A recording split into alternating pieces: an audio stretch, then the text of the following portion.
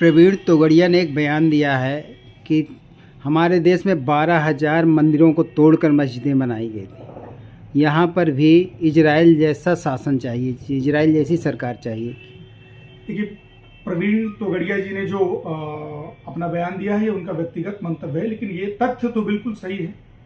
12,000 के वो कुछ आंकड़े देते हैं, आंकड़े और ज़्यादा भयावह हैं और बड़े हैं, विशाल हैं।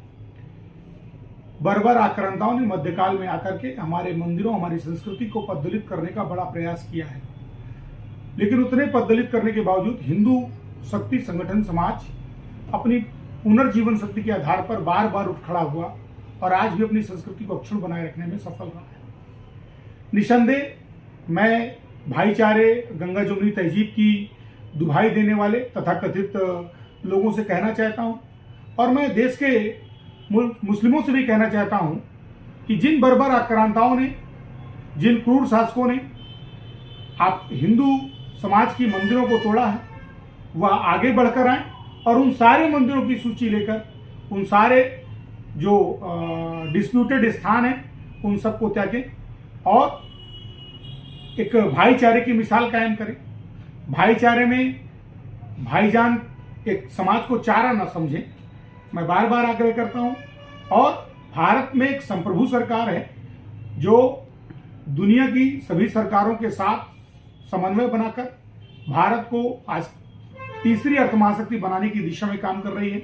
आज हम दुनिया की 5वीं अर्थमहाशक्ति बन पाए हैं, एक सशक्त दृढ़ राजनीतिक इच्छा शक्ति वाली सरकार के काम। और यह सरकार इन सारी समस्याओं के समाधान के लिए पूरी तरह से सक्षम है।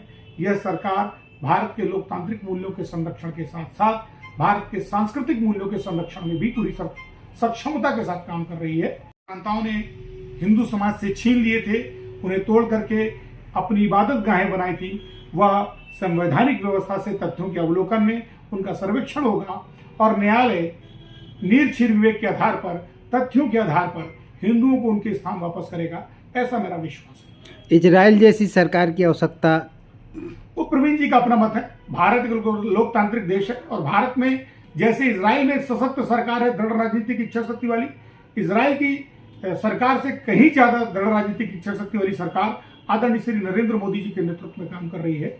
और हमें पूरा विश्वास है कि यह सरकार भारत को तीसरी अर्थमहाशक्ति बनाएगी और यही सरकार भारत को विश्व गुरु भारत बनाने की दिशा में काम करेगी।